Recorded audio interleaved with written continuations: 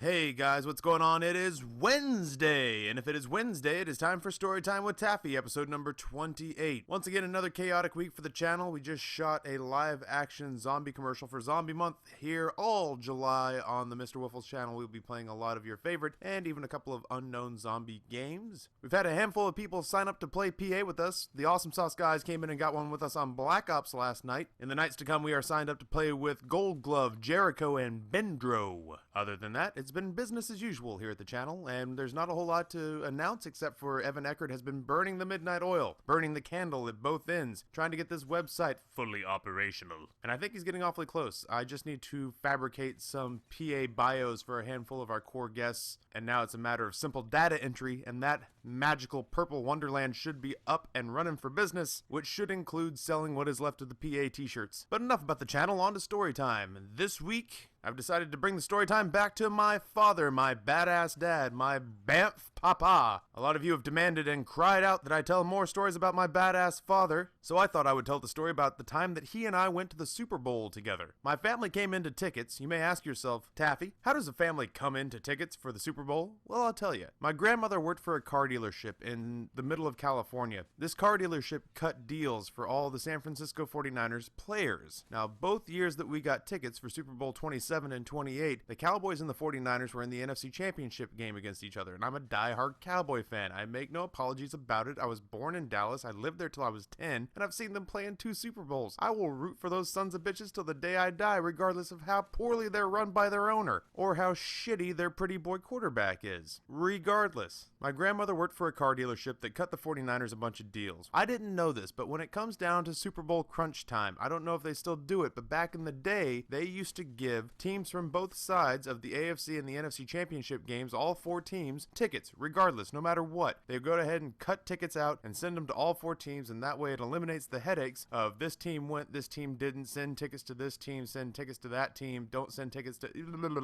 So they cut tickets to all 4 teams that make it to the championship games, and then the teams that lose more often than not do what the Niners did. They walked into this car dealership and said, hey, you've cut us an awful lot of deals on cars. Would you like some Super Bowl tickets at face value? Because frankly, we don't want to go watch the Cowboys play in the game that we nearly made it to, and I would imagine that's a sentiment shared by a lot of teams that almost but don't make it to the Super Bowl. So we find out that my grandmother in Super Bowl 27 in 1992 has 2 tickets to give to us for face value that we'll pay for. At the time though, my family had just battled its way out of bankruptcy, and frankly, my parents were on pretty rocky terms, and my dad and I were on even more rocky terms because apparently for about 3 years there, he forgot that being married meant that you couldn't have sex with people who weren't your wife. And once I found out about this, young teen that I was, there wasn't a whole lot I could do to him or about it, but I could certainly let him know for over a year that I wasn't his biggest fan, and that while I would still obey him because he was my father, I would make it just about as unpleasant and awkward a 16-month period as I could. So he and I weren't on the best of terms, but these tickets come into town, and my mom and he get cordial enough that they talk about what the plans are financially for this, because we're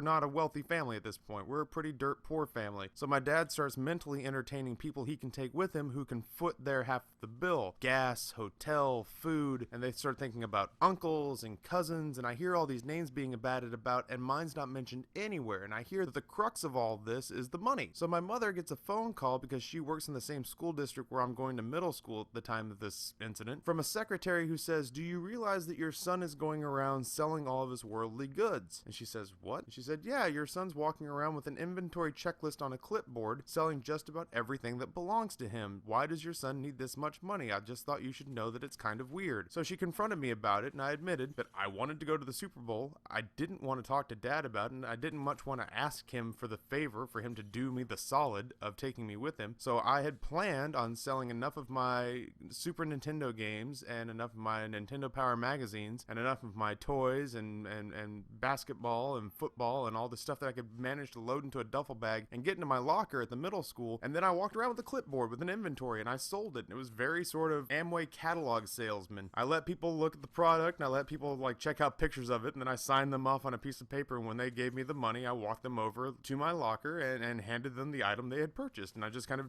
the storefront was my locker, and as soon as I had what I thought was enough money, or I sold everything that I had, I would come to them with the cash and say, is this enough to buy my way into this second ticket? And I guess once my mom found out that that's what's going on, she walked up to my dad and basically basically said, you're taking your son, budget be damned, we'll figure it out. The two of you go, see if you can't figure out what it was that made you friendly towards each other in the first place. Go heal, go enjoy. And so we rented a car because none of ours were suited for that kind of trip from Idaho to California, and we drove during January, back when Super Bowls were played in January and not fucking mid-March or whenever it is they do it now. And even though it was snowing and awful in Idaho, by the time we got down to Southern California, it's 72, it's beautiful. I mean, in Southern California, it's just a generally beautiful place. And as we're getting down there, things are sort of warming up and things are sort of starting to go a little bit better, and he and I are just kind of talking because after 13, 14 hours in a car together, you kind of got to bury some hatchets because it just becomes too unbearably awkward to try to hold a grudge for that long. So we got a hotel in Victorville, and the day of the game we drove into Pasadena. We got there early, we tailgated, we bought shirts from a dude who was selling them from underneath a trench coat in the parking lot, which probably was not a wise idea. They fell apart like wet cardboard the first time we washed them. We get into the game real early, and we start to meet our neighbors. And of course we sit down, and they've got, in the Rose Bowl, they have these really big metal benches everywhere. It's not like stadium seating with like cup holders and shit like that. It's all just kind of metal benches. That's how you fit 120 some odd thousand people into a bowl-shaped stadium, is you just kind of make it easy to cram them all in. But because it's the Super Bowl, and at the time we paid a crazy $175 per ticket, which I think it's almost triple that just for the face value of the ticket, let alone what you pay for it now. So on the metal benches we got these little seat cushions, and the seat cushions had the emblem of the Super Bowl and a little hang down pouch that had all this sort of swag, this free Super Bowl swag that they gave you. So I'm, there, I'm 12 years old, I'm decked out in my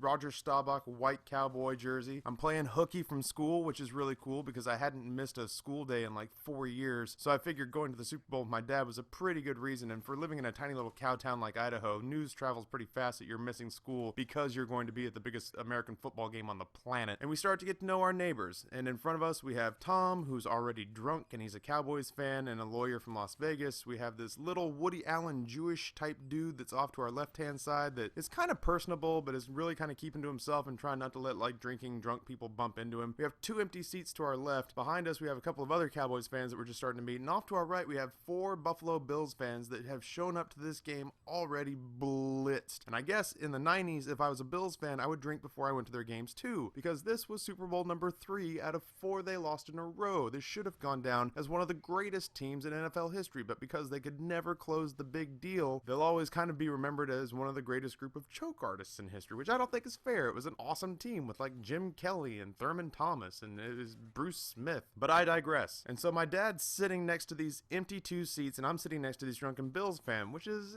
okay, it's fine. I'm not a small kid by any sense of the word, until one of the drunken Bills fans, in an honest drunken mistake, reaches between my legs to open up the swag bag that's hanging from my seat cushion, and he says as much, what did you get? But it doesn't change the fact that a 45-year-old stranger has his hand between my legs, at which point my dad grabs me by the scruff, throws me off to the side, towers over this guy, and says, I think I'll take this seat and keep your hands off my stuff. Okay, sorry man, jeez, it doesn't have to be like that. So we sit down, and like I said, we had a small conversation about, Jiminy God, how do you pay for these Super Bowl tickets and then come late because these seats next to us are completely empty? There's 2 open seats in the middle of the Super Bowl. We just could not wrap our mind around it for anything. And there's a beautiful national anthem, and we settle in. I mean, there are jets flying over, and there's like, this giant flags unfurled on the field, and I can see the Cowboys close enough to touch them, which is crazy. No matter who your sports team is, you see them in person, and it's just bizarre. Like, I'm calling out the players' names, and they're turning and looking at me, and it's just amazing. And since these tickets were meant for players,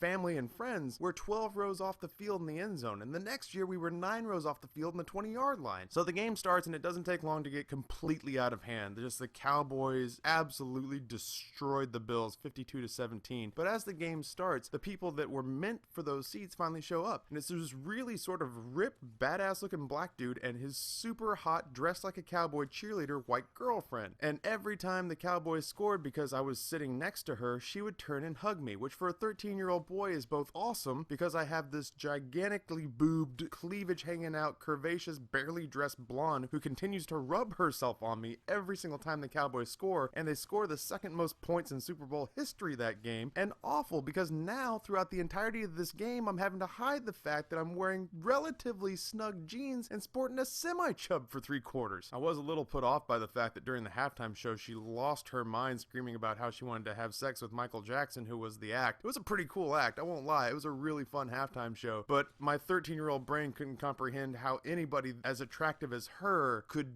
fantasize or daydream about having an awkward middle-aged white woman who used to be a black singing celebrity writhe on top of her with no clothes on. Didn't deter me from the fact that she was absolutely stunning, and I continued to find reasons to be fantastically close to her. And as the game went on, my dad and I continued to rekindle our friendship, and that was really cool. But the part that reminded me why he was a badass and why I really enjoyed his company is that the black guy on the left got a little bit lippy towards the Four Drunken Bills fans, and the Four Drunken Bills fans were just totally starting to get out of control. Just as the beatdown got more and more intense and turned into more of a curb stomping, they got more animated and loud and crass, and at halftime this one guy launches into a tirade screaming at the Bills, who were no longer on the field. Come on guys, we can do it guys, pull it together guys, just focus, just keep going, God, you can't do this to me again, screaming almost in near tears. And the Cowboys fans, being traditional Cowboys fans, were more than happy around third or fourth quarter to totally rub it in, because these guys had been kind of talking shit about the Cowboys, and now it's time to just hammer the point home that they were not on the same level. And so the black dude with the white girlfriend stands up and goes, "What the fuck is a bill? Can somebody explain that to me? Somebody tell me what's a bill." And one of the Drunken Bill fans, who's had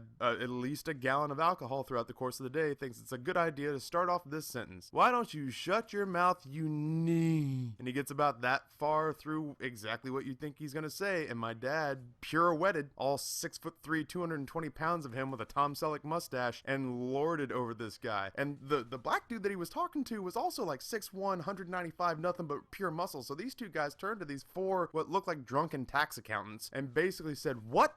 No, you look me in my eye and tell me exactly what you said you were gonna say." And his friend like jumps over and covers his mouth and's like, "No man, he wasn't gonna say anything. He's just drunk. He's just drunk and upset." And my dad steps in between them and goes, "You know what? I got this. You need to keep your friend's mouth shut. And if that means leaving, then you should probably leave. Because you should know that if he finishes that sentence or he says anything remotely close to it around me, my friend, or my son, I'm gonna walk all four of you outside and I'm gonna assume that you behave the exact same way your team does. You'll talk yourself up, and the moment that somebody punches you in the mouth, you'll lay there and wait for it to be over. Are we understood?" And all four heads just started to bob, because you have but to look at him and fear death. Chuck Norris has nightmares about my dad. There's no other way around it. And as the game ended, these four Bills fans who sat in abject silence for the rest of the game, because they just knew that if they blurted out another word, it was game on. Like they were just going to be escorted out by my father, and he was going to line them up and just take turns waxing the gravel with them. They sat quietly, and at the end of the game, they stood up, and you could see resentment, and you could see them thinking that maybe, just maybe, if all four of them went to work at once. And then they just kind of dismissed it. Like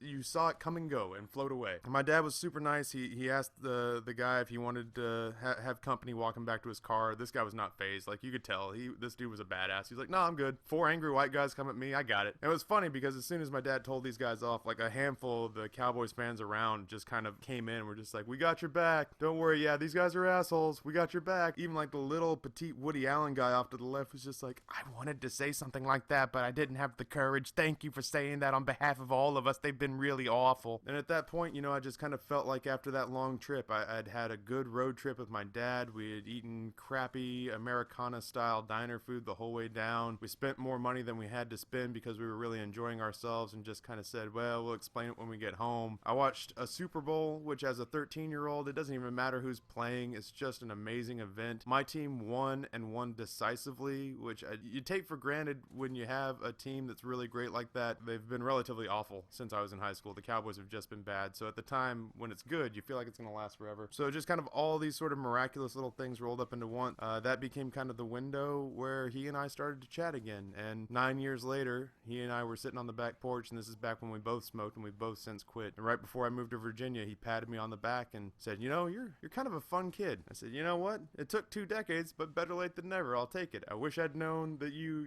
enjoyed my company before I moved to the East Coast." Yeah, it was a good healing point. And I love that guy. I have more badass stories to share about my dad. I'll probably do one of those towards the end, which looms near. But never fear, we have more stories every week. I will put one out, and if I can do them when I get into grad school, I will. I will put out as many as I can. I've still got lots of good stuff on the horizon. And we've got crazy stuff lined up. We've got PAs right about the same time that you just think Modern Warfare 3 can't be entertaining anymore. We have personalities lined up, and we have the shop and the website about to open, so we have all sorts of good things. And it's Zombie Month, July, Zombie Month on the channel. All sorts of great games lined up there. But I'm going to go ahead and cut this off. So, as always, folks, thank you for listening. Head down to the comment section, give me questions, concerns, comments, criticisms, ideas for future story times. You know, as always, I will read each and every one. We will look forward to seeing you back here next week, Wednesday, because when it is Wednesday, you know the rest. On behalf of the Mr. Woofles channel, this is Taffy, and I am out.